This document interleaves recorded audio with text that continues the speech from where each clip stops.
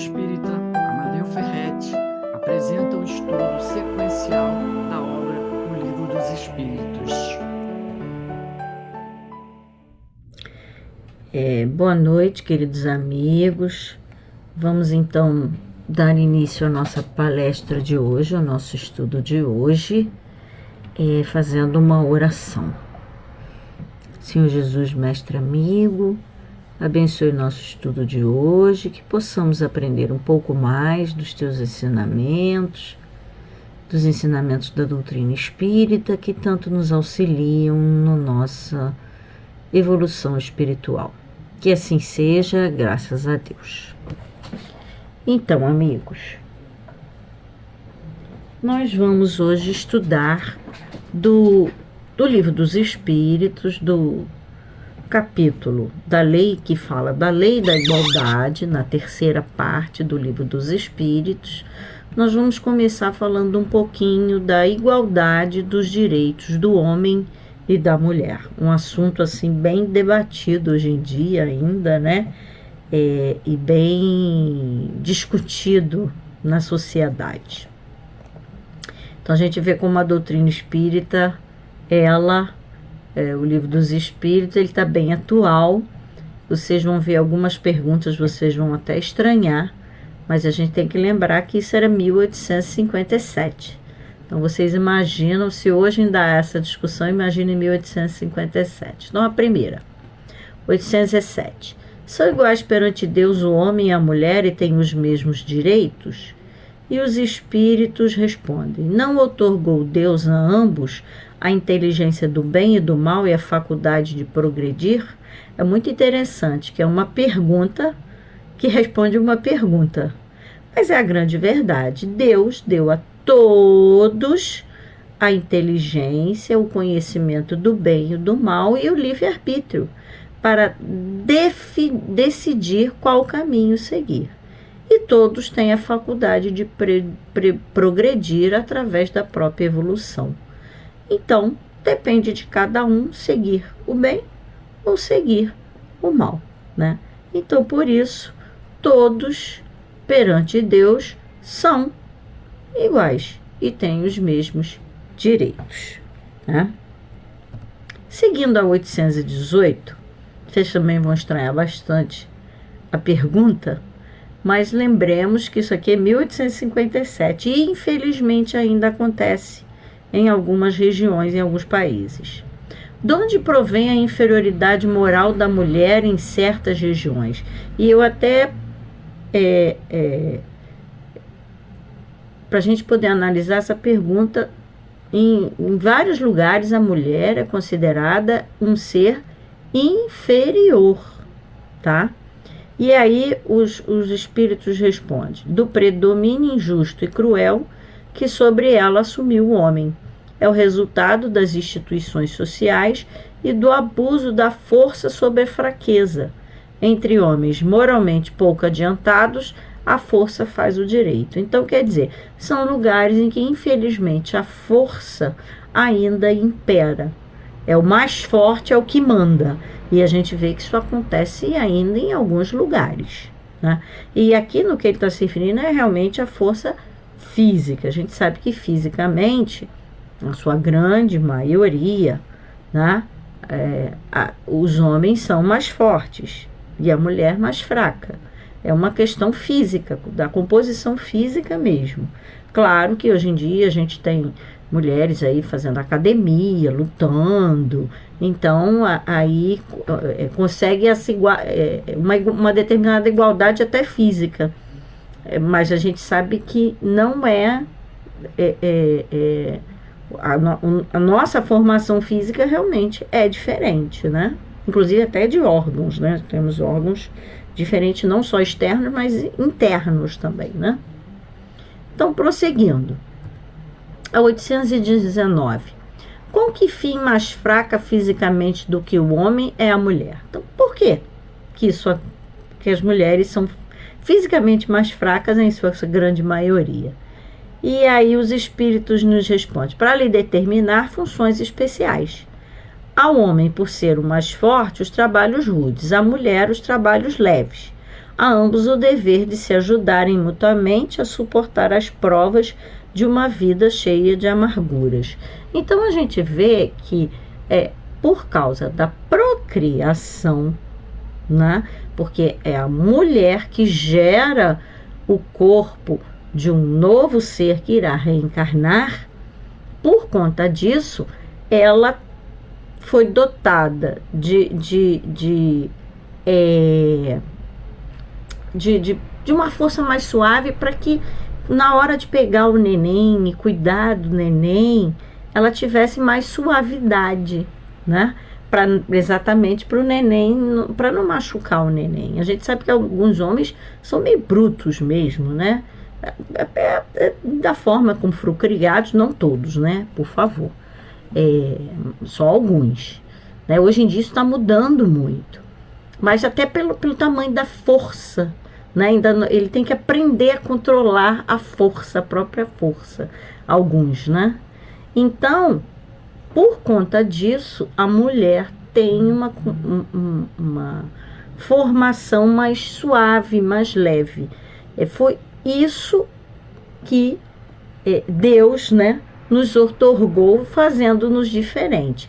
Mas cabe nos lembrar que nós somos espíritos, né? Espíritos que tanto vamos passar pelas experiências no sexo feminino como no sexo masculino, para que possamos aprender de tudo, né? A gente sabe que, por exemplo, algumas... Hoje em dia, por exemplo, você já tem até mulheres trabalhando em obra, né? Como pedreiro e tudo mais.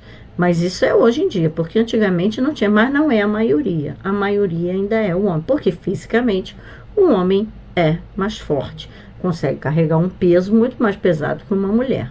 Como eu falei no início, algumas já conseguem. Eu, por exemplo, não consigo, tá, gente? Não consigo carregar nada. Não só por causa da formação física, mas também por causa da coluna, né? Também tem homens que hoje em dia também não conseguem carregar mais nada por causa da coluna. Então, a gente sabe que cada um nasce exatamente com o corpo que foi planejado para ele, para que ele possa, e que às vezes ele mesmo planejou, né? Como a gente viu lá no livro Nosso Lar, no Ministério da Reencarnação, vai planejando como é que você vai nascer, para vivenciar as experiências que são necessárias para a sua evolução. Então, cada um vai nascer com o corpo necessário para a sua evolução. Aí, na 819, para a gente poder entender, a igualdade, né, é a essência principal. Todos nós temos a igualdade, sejam homens, sejam mulheres, sejam idosos, sejam jovens, sejam ricos, sejam pobres, sejam de uma raça ou de outra, todos somos iguais perante Deus, é a nossa essência. Agora, desigualdade de funções, realmente. Algumas funções são para algumas pessoas que têm mais especialidade, que têm mais jeito para aquela função, e outras para outras funções. Então, cada um, né, dentro da sua, do que foi programado para ele fazer naquela encarnação, né? A 820. A fraqueza física da mulher não a coloca naturalmente sob a dependência do homem? Essa pergunta é muito boa. E os espíritos nos respondem: a força que a um sexo Deus concedeu é para que proteja o outro, não para que o escravizem. Então a gente vê, inclusive agora nessa época de feminicídios crescendo cada vez mais, a fraqueza da mulher e a força do homem é para que ajude a mulher, para que a proteja, não para que a maltrate ou que a escravize, como a gente agora, em 2026, infelizmente, está vendo acontecer, e quando a mulher se rebela, o homem acaba partindo para a violência física e até a morte. Isso é uma inferioridade dos companheiros que ainda acham que tem que vencer com a força. E, na verdade, estamos encarnando juntos para evoluir juntos, um ajudando o outro. E aí uma notinha do Kardec, ele diz o seguinte: Deus apropriou o organismo de cada ser as funções que ele cumpre desempenhar. Quer dizer, cada um vai ter o corpo de acordo com as funções que ele tem que fazer, com o que ele vai fazer naquela encarnação. Tendo dado à mulher menor força física, dele ao mesmo tempo maior sensibilidade, apropriada à delicadeza das funções maternais. Quer dizer, para ela poder cuidar ali do nenenzinho tão frágilzinho, né, que ainda precisa desses cuidados. E a fragilidade dos seres confiada aos seus cuidados, exatamente ligado à questão da maternidade. 821. As funções a que a mulher é destinada pela natureza terão importância tão grande quanto as deferidas ao homem? E aí os espíritos respondem: sim, maior até. É ela quem dá as primeiras noções da vida. Quer dizer, quem educa, graças a Deus hoje em dia isso está sendo mais dividido, né, entre o pai e a mãe, mas na grande boa parte é a mulher. E eu trouxe aqui um textinho da Viagem Espírita, que foi publicada no Dia Internacional da Mulher pela Federação Espírita do Rio Grande do Sul, que diz o seguinte: se a igualdade de direitos da mulher deve ser reconhecida em alguma parte, seguramente deve ser entre os espíritas, e a propagação do espiritismo apressará infalivelmente a abolição dos privilégios que o homem a si mesmo concedeu pelo direito do mais forte. O advento do espiritismo marcará a era da emancipação legal da mulher. E a gente vê que realmente isso está acontecendo. Isso aí é um texto da Viagem Espírita de 1862, e nós estamos em 2026. Então vocês vejam que realmente hoje em dia a mulher já está emancipada, a mulher tem mais direitos. A gente ainda tem uns problemas, principalmente essa questão do feminicídio que está aumentando, mas a mulher tem muitos direitos. Você vê, agora mesmo eles colocaram, já tinha, né, mas agora é tempo integral, vagão feminino, tanto no trem quanto no metrô, mesmo que os homens não respeitem. A gente vê, eu escutei até uma pessoa falando, como um comentarista falando na televisão, que isso não devia ser necessário. Realmente, os homens deviam respeitar sempre as mulheres, mas infelizmente tem companheiros que não entendem isso, que querem forçar a mulher e querem assediar. Então, para isso, são criados esses direitos. Então, a gente vê que hoje em dia os direitos estão sendo criados, mas precisam ser respeitados por todos. E a 822, que é a última desse tópico, depois a gente tem mais um tópicozinho, que diz: sendo iguais perante a lei de Deus, devem os homens ser iguais também perante as leis humanas? E os espíritos nos respondem: o primeiro princípio da justiça é este: não façais aos outros o que não queríamos que vos fizesse. Então todos são iguais, né? Porque se a gente não quer que façam para mim uma determinada coisa, também não vou fazer para o outro. Então todo mundo é igual. Aí ele coloca um adendo: assim sendo, uma legislação, para ser perfeitamente justa, deve consagrar a igualdade dos direitos do homem e da mulher? E os espíritos respondem: dos direitos sim, das funções não. E que quando a gente fala função, na questão não de cuidar do filho, mas da maternidade em si. A mulher é que tem o filho, é que gera a criança. Agora, todos podem exercer qualquer função, a função que queira, quando a gente diz de trabalho, né? Preciso é que cada um esteja no lugar que lhe compete. Ocupe-se do exterior o homem e do interior a mulher, cada um de acordo com a sua aptidão. A lei humana, para ser equitativa, deve consagrar a igualdade dos direitos do homem e da mulher, que a gente hoje já tem na nossa Constituição Federal, no artigo 5º, inciso 1. Todo privilégio a um ao outro concedido é contrário à justiça. Não tem. Todo mundo é igual perante a lei. Então, seja mulher, seja homem, seja criança, seja o que for. A emancipação da mulher acompanha o progresso da civilização. Sua escravização marcha de par com a barbárie. O sexo, além disso, só existe na organização física, visto que os espíritos podem encarnar num e no outro. Sob esse aspecto, nenhuma diferença entre eles. Devem, por conseguinte, gozar dos mesmos direitos. Então, se somos os mesmos espíritos, devemos gozar dos mesmos direitos sempre, porque somos filhos de Deus. Tá? E agora, terminando, a gente tem igualdade perante o túmulo, também nesse capítulo. Aí a 823, ela fala o seguinte: de onde nasce o desejo que o homem sente de perpetuar sua memória por meio de monumentos fúnebres?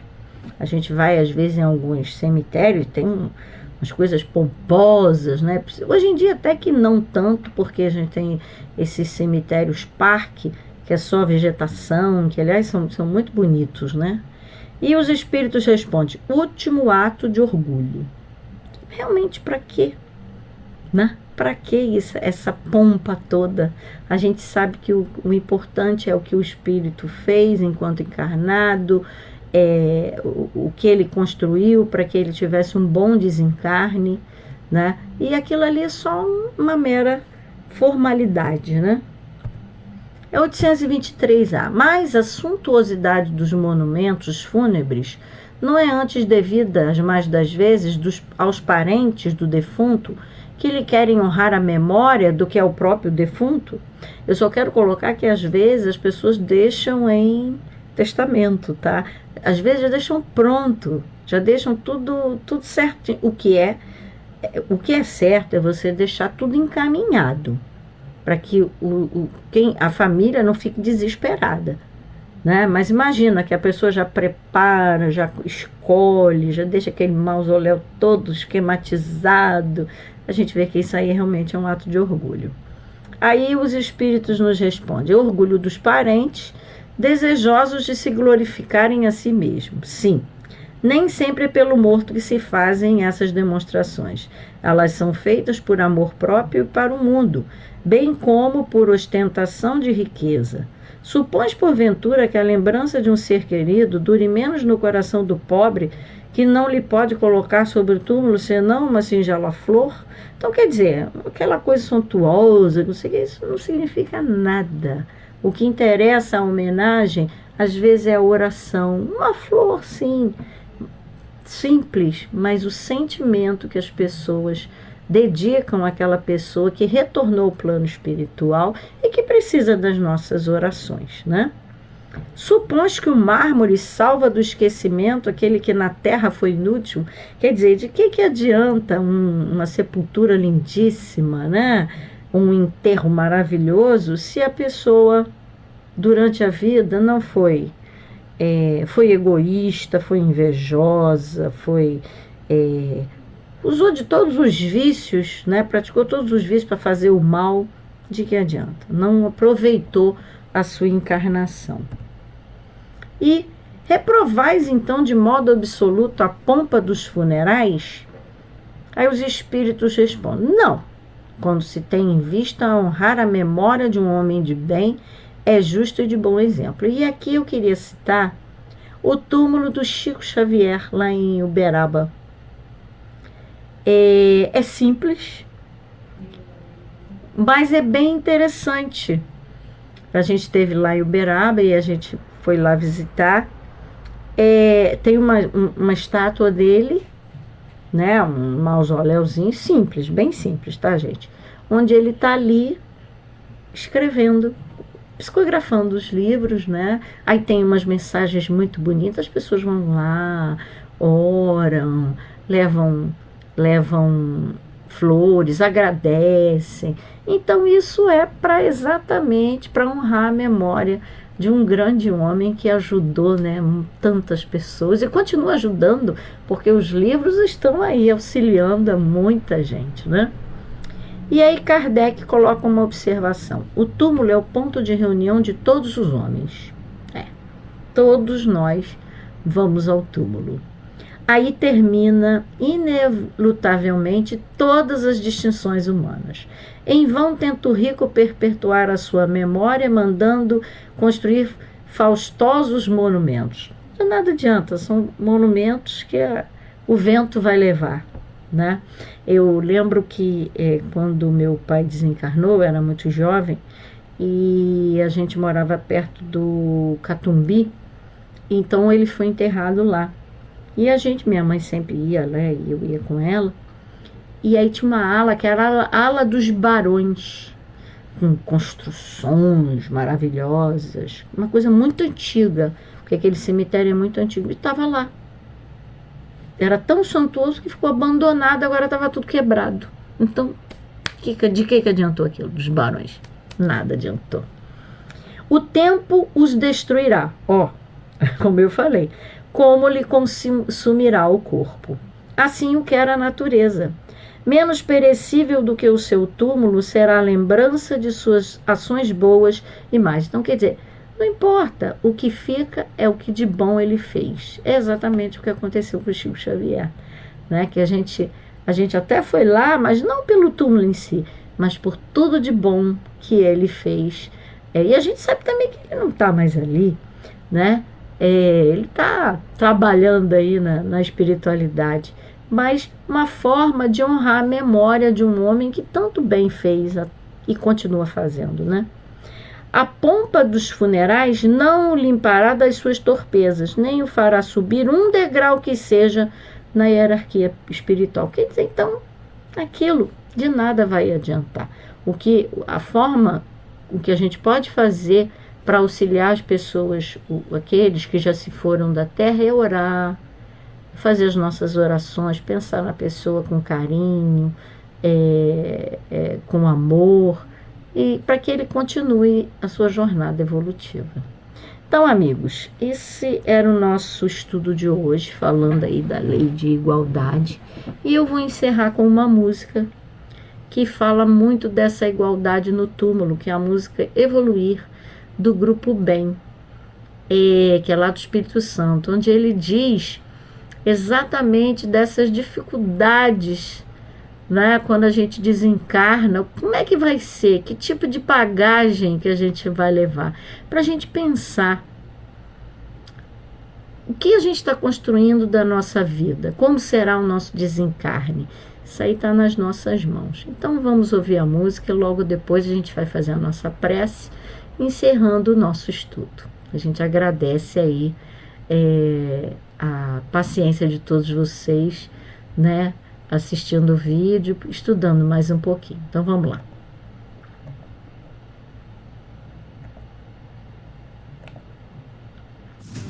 A gente vai até o fim, custe o que custar, até terminar o serviço.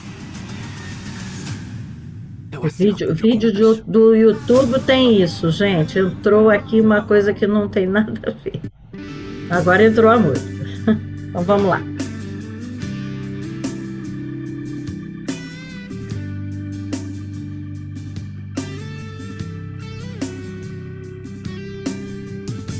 Eu abro os olhos, o que será que aconteceu?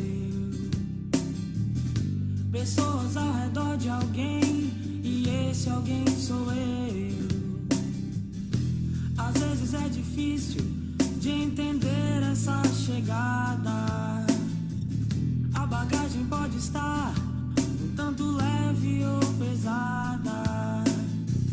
São diversas estações, apesar de um destino. E de hoje ao infinito, muitas vezes.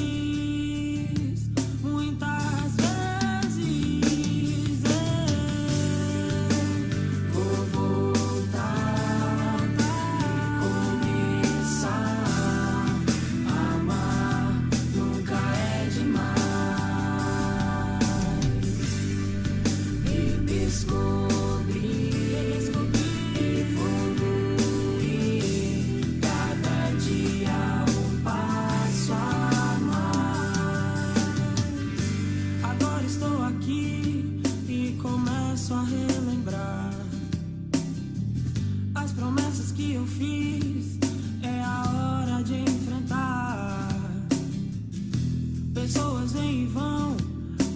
observo a caminhada. Umas passam tão tranquilas, outras tão desinformadas. E a vida é feita assim, de partidas e chegadas. Hoje sei que estou aqui, mas em breve,